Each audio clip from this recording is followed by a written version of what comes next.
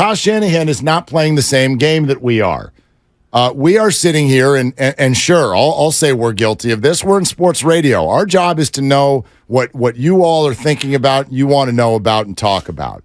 And obviously, this backup quarterback battle has really struck a nerve in a lot of different angles, and people have been talking about it all summer long.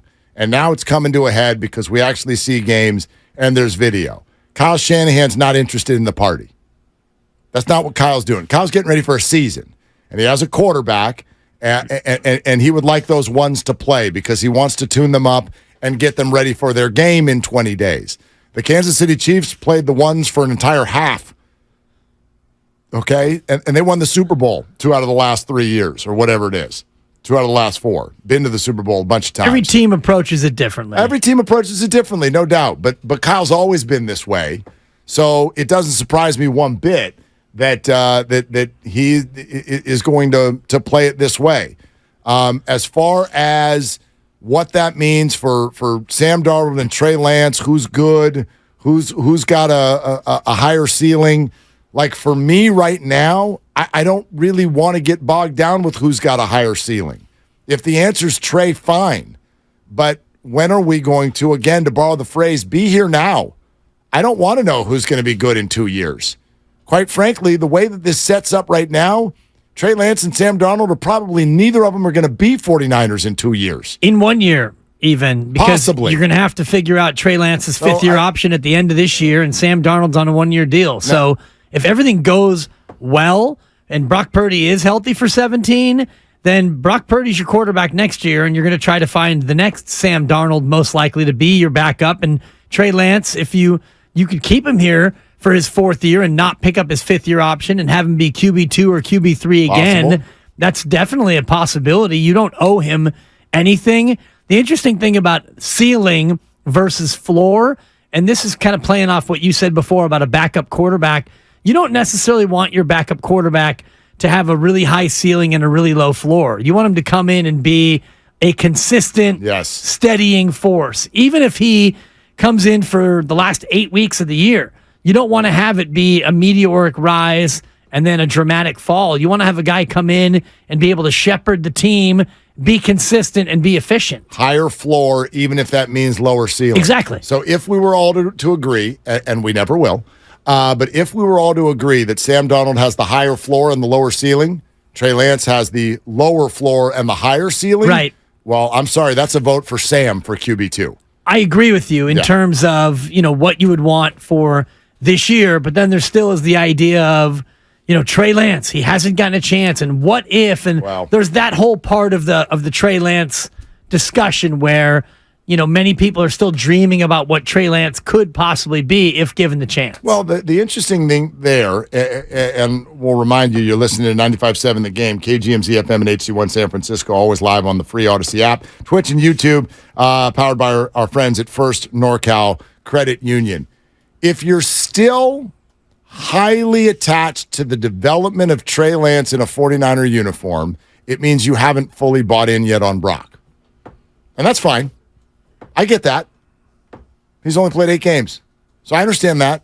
If you're not fully sold yet that Brock Purdy is the future quarterback of this team, then you can be totally still attached to the development of Trey Lance in a 49er uniform. But if you're sold on Brock Purdy, if you believe that he is the quarterback for the 49ers, he's him. So whether that's 5 years, 7 years, whatever, 10, if you believe that he's that, then quite frankly, like the development of Trey in a 49er uniform, okay. It's a non-starter. It's like, I don't know why the Niners could spend time on that to try to get draft pick.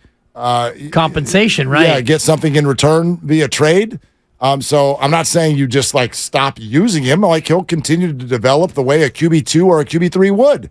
But you're not going to put all your resources into that. You're not going to put any resources into it. No. If you have Brock Purdy and you believe in Brock, and you also believe that you have a team that can win a championship right now with Brock Purdy, then you ride with him till the wheels fall off. Now, if you're not sure, then you keep Trey Lance around thinking that, if Brock Purdy has an up and down year, and if he looks more like Mr. Irrelevant than he does a guy who was 4th in Offensive Rookie of the Year voting.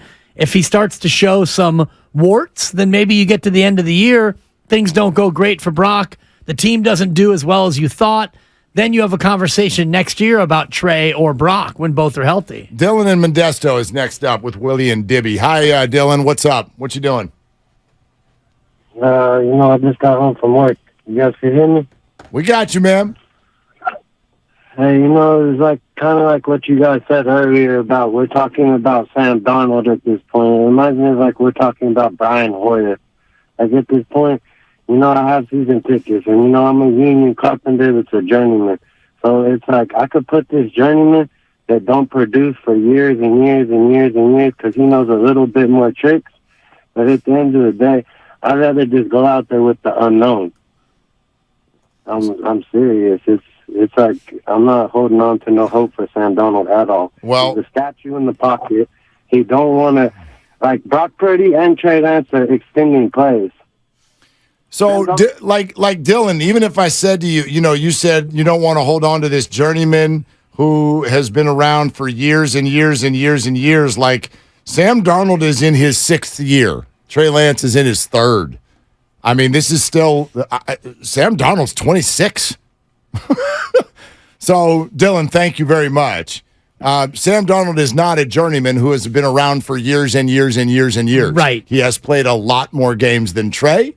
I am not holding out hope that Sam is worthy of the number 3 overall pick in the draft anymore. I get that. But I think, my position has been made clear. I'm still very much a believer that it's possible that the best version of Sam has not been seen yet for 2 reasons. He's been with defensive coaches on poor offensive teams with very few weapons, number 1. And yes, he's still young. He's 26. He's 20. Like, I don't know. What's the age where we stop caring? Like, where, okay, yeah, you're written off for forever. Because if you get into your 30s and, you get into like 12, and even though he could be a career backup for 10 more years absolutely. And be 36 and be in his 16th year and be on his 7th or 8th team. Oh, he will be. And still be able to go out there and be a QB. He wants to be somebody who's a QB1 again. And I do think that he's going to try to follow the Mitch Trubisky plan when Trubisky was the backup in Buffalo, and then he found a place where he could go and start, or at least compete to start. Trubisky did start for Pittsburgh last year, and then, the Kenny Pickett experience happened, and Trubisky is now back to being a backup again. But if you're Darnold, you're not thinking about a 10-year career as a 49er. I mean, there's a path that happens. Yeah. It would have to involve beating out Trey Lance and having Brock Purdy either struggle mightily or sustain another season ender.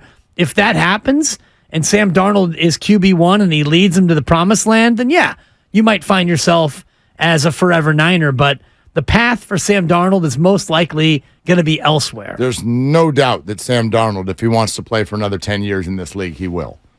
Matt Barkley is still in the league. He is.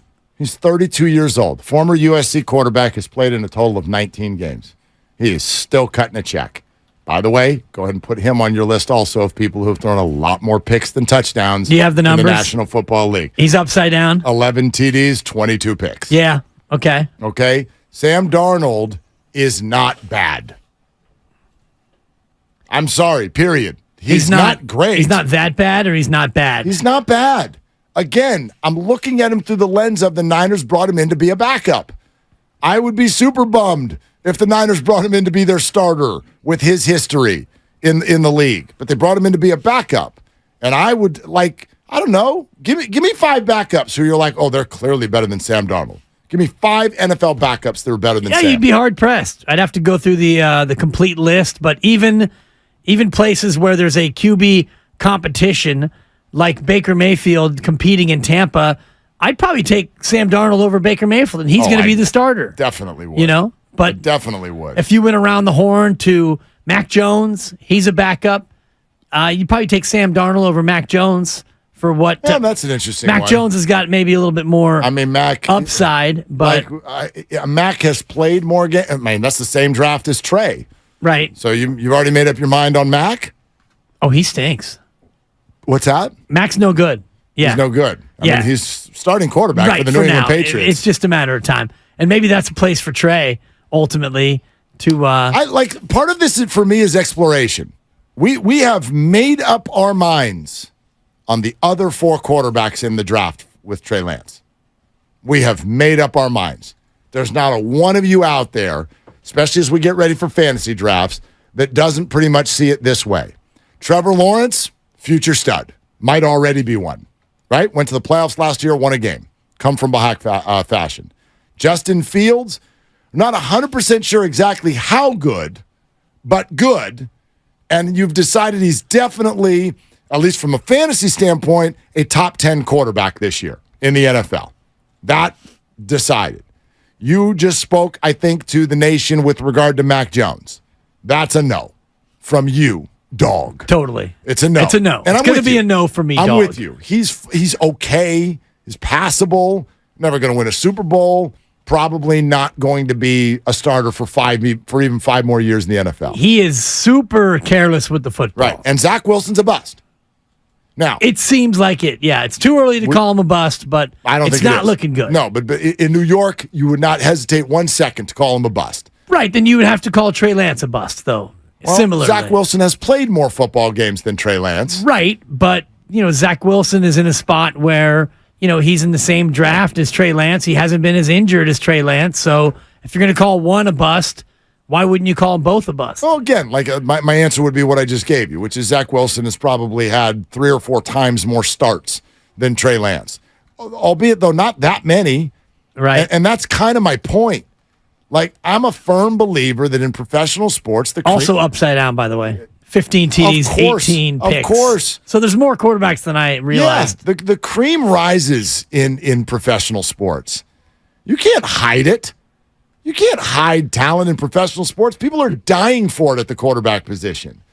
The notion that Trey Lance is this unbelievable quarterback who is just bottled up unfairly is crazy. The 49ers, more than anybody in the world, are dying for him to be great. They attached their wagon to him. So, this is just, I don't know. How many starts is it before you get to make up your mind? Because everybody's made up their mind on the other 4. Well, Zach Wilson, 22 starts. 22 starts. 8 and 14. Yeah. Including a rookie year where they had nothing offensively. And other stuff. Locker room, sure. odd dude. Right. Odd dude. Not a leader. And, and Trey has none of that. And somebody actually called earlier, and I wanted to make sure we pointed this out. The Brandon Ayuk unsportsmanlike conduct penalty. I'm sure you saw that where just hilarious in the preseason. But can you imagine that happening in the regular year where now they've got to go for the 2-point conversion from the 17-yard line because Ayuk chose to burst on the field and celebrate? Kyle Shanahan was not a fan of what took place. No, I didn't, but I know they felt pretty stupid right when it happened. I was pretty pissed, but it's the preseason, and they were excited. Their boy scored, so they're excited for him. But, yeah, that cost us an attempt at a 2-point conversion. Oh, we attempted it still, but it's not high percentage from the 17. But I told him in the locker room it was genius because it led to us being able to go for the win at the end. So it worked out for him in the long run. Genius, but it speaks to what the caller said earlier about they have Trey's back. Well, they do. To your Zach Wilson conversation. They were so happy for Trey Lance in that moment. He was their teammate. Like, I don't know. Are people, there's no ill will anywhere. I don't even know. Like, no one has any ill will toward Trey Lance. Not here, not on the sideline, nowhere. Trey's got friends. He's a good teammate. He has done all of the right things, so of course they're happy for him. Although, when Shanahan says they were excited because their boy scored, did you take that to mean Trey, or did you take that to mean Cameron Latu, who also has been struggling? Sure. I didn't get Ayuk all the way out on the field to see who he embraced. I don't know. Grandy, you were nodding big time there. Who do you think you were talking about? I think it's Trey. You think it's Trey? Here, listen again. No, I didn't, but I know they felt pretty stupid right when it happened. I was pretty pissed, but it's the preseason, and they were excited. Their boy scored, so they're excited for him. But, yeah, that cost us an attempt at a 2-point conversion. Oh, we attempted it still, but it's not high percentage from the 17. But I told him in the locker room it was genius because it led to us being able to go for the win at the end. So it worked out for him in the long run. I have no idea what to do with that about who they were. Their boy scored. I mean, Ayuk is a pass catcher. Latu is the one who scored. Yeah, he's been. I dropping do think it's everything. Trey Lance. I don't know. Their Maybe. boy scored, and I mean, Trey Lance didn't actually score the points, but he threw the pass that resulted in the touchdown. And I think that, to me, that's where the excitement was stemming from. Yeah, maybe. I had no idea. Yeah, either way, I thought it was a great moment of team unity and camaraderie. And yes, it was an over-celebration sensation, which cost you 15 and a good chance to get the 2, but it turned out to work out. And it's always one of those weird ones because in a regular season game, that end of the game plays out differently. Denver came out and threw it 3 times immediately. Right. And, because they weren't trying to milk the clock or coerce the Niners into using their timeouts. They went out there and threw it. So whatever. It's the preseason. The outcome. I mean, the only reason I cared about the outcome is because I would like Jake Moody to not be so damn nervous. I thought you were going to say you had a bet on the money line. No, I did not. I don't. I mean, that's crazy time. I don't bet on preseason football for that exact reason that you just talked about. Yeah. People are working on stuff. People are doing all kinds of different stuff out there in preseason games. Like the result is completely irrelevant. You're looking at specific players. You're looking at specific plays. You want to put them in situations. Yeah. Oh, and don't forget you'd like to sabotage them. That's what is actually happening in preseason football. Oh, to the Niners. You make sure that your players are put in positions that will make them look bad so that you can sabotage them. Well, you are kind of sabotaging some players, like guys who you want to be able to pass through waivers and keep on your practice squad. Maybe. So there is some of that goes on where you may love a guy and you're just not going to play him because you want to make sure you're able to keep him. Let's hear a little bit more from Shanahan in this whole thing. First off, here's why he played Purdy. He's just been doing a good job in practice. He's been, when we started out, I didn't think I'd go to the 3rd game, but just after the week of practice, I wanted to get him out there with the starters, most of them at least, and the goal was to get him 1 drive. Told him if we went 3 and out, I wasn't sure what I would do, but I was glad they got a long one. Okay, and then on Purdy's performance. I thought he did real good. I mean, all the plays that he had, he made, and I don't think he had a bad one. That sack, that wasn't busted a protection, and we'll see if he could have done anything about it and got rid of it. You always try your hardest to get rid of it because once you get sacked there, it's tough to score, but it don't look like there was much you could do live. Why'd you play Darnold so much? I wanted to give Sam a whole half, just like we gave Trey a whole half last week. Brock had a long first drive. They had a long drive. And Sam's first one went 3 and out, so I felt like he didn't get to even play in the first quarter, except for 3 plays. So the goal was to get him a half, and at the end of the 3rd is when we took him out, I think. Oh, and then, by the way, are the starters playing again Friday? Do you think that's it for Brock preseason? No, the starters will play next week. There you go. All right. So that's the setup for the week. There you go. Starters will play this week. So to your point, you want to try to sharpen what you can sharpen, and they were a little sloppy offensively for a big majority of the football game, so you definitely want to tidy some of that up. But job one, obviously, is to keep everyone healthy and then, gear up. I would imagine they've made all their decisions in terms of the 2s and the 3s and who's getting kept and who's getting cut. So you get to the second half of that game and maybe you just turn it over to guys who maybe are playing their last snaps as pro football players. I bet there's still a couple things. And again, just go by hard knocks. When you go into the last game, are the guys sitting around at a square table somewhere going, okay, this guy or that guy, what do you think? What are you seeing? Hey, position coach, how do you feel? What are we looking for in this game? I bet their mind's not made up on everything. Sure, not everything, but for the most part, and I think it's testimony to what this roster is in terms of, you're starting 22, you could pretty much guarantee who your top 11 are on each side of the ball, and then you add in a couple of specialists, and then you throw in your quarterback depth, and then your long snapper, your kicker, and your punter, and now you're down to about 20 players, and as you start to go through the roster, I think you can get a pretty good idea of who's getting kept. Now, the last 5 to 10 spots may be in flux, but that's about it.